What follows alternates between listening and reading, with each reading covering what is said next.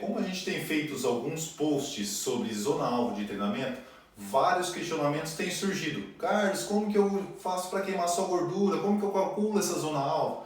Então hoje eu resolvi dar de presente para vocês e ensiná-los como fazer esses cálculos. Para que ocorra o processo de emagrecimento e utilize somente a gordura como substrato energético, a gente precisa trabalhar na zona aeróbia lipolítica, que é onde ocorre somente a queima de gordura. E aí eu vou utilizar dois parâmetros, a frequência cardíaca máxima e a frequência cardíaca de reserva. Mas Carlos, como que eu calculo isso? Então vamos lá, primeiro passo. A gente pega a frequência cardíaca máxima, a gente pega a 220 menos a sua idade. E a frequência cardíaca de reserva? Eu pego a frequência cardíaca máxima menos a frequência cardíaca de repouso. E o que seria essa frequência cardíaca de repouso? Aquele momento quando a gente acorda, a gente mede os batimentos cardíacos, seja com aqueles relógios Mi Band, seja com o Apple Watch ou qualquer outro relógio que tenha essa aferição, a gente consegue verificar esses batimentos de repouso. E aí vamos para um exemplo para que as coisas se tornem um pouco mais claras para vocês. Por exemplo, uma pessoa com 41 anos e que tem uma frequência de repouso de 59. Como que a gente calcula o primeiro passo? Frequência cardíaca máxima. 220 menos 41, que é o exemplo aqui do nosso trabalho. Então vai dar 179.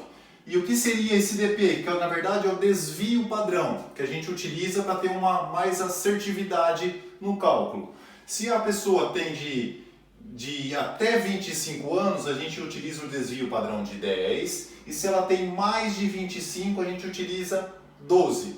No nosso exemplo, nós temos uma pessoa de 41, porém maior de 25, então nós vamos utilizar como desvio padrão o 12.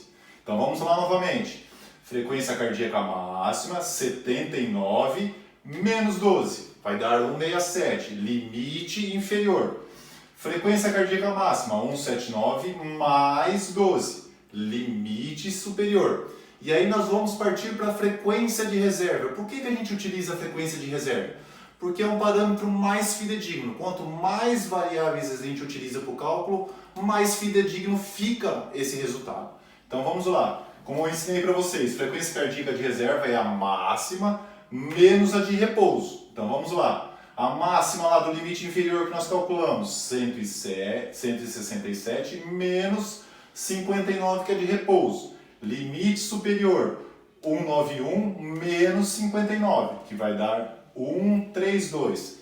Calculamos as frequências de reserva. E aí, a partir daí, qual que é o próximo passo? Nós vamos escolher a intensidade do exercício. Então, pela frequência de reserva, nós sabemos que na zona aeróbia lipolítica nós temos que usar de 42% até 56% da frequência cardíaca de reserva. Nós escolhemos aqui uma intensidade de 50%. Por quê? Porque eu quero que ela melhore o VO2 e também entre no processo de emagrecimento, utilizando somente a gordura como substrato.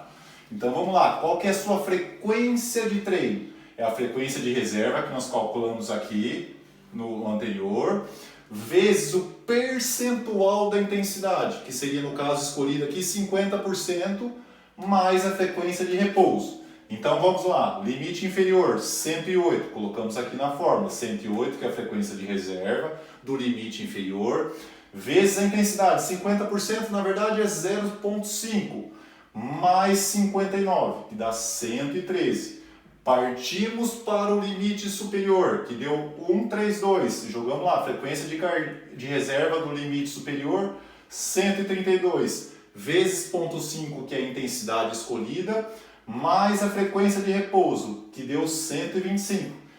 Portanto, como ficou minha zona-alvo de treino? Então seria entre 113 e 125. Então essa seria a frequência que eu teria que manter durante o meu trabalho aeróbico para que eu utilizasse somente a gordura. Claro, isso são para pessoas, digamos, normais.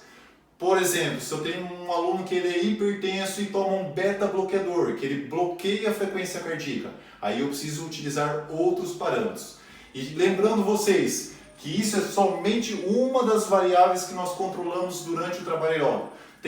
que também nós calculamos a duração da sessão, a progressão e várias outras variáveis também que contribuirão para a maior efetividade do seu trabalho aeróbico. Gostou? Quer mais dicas?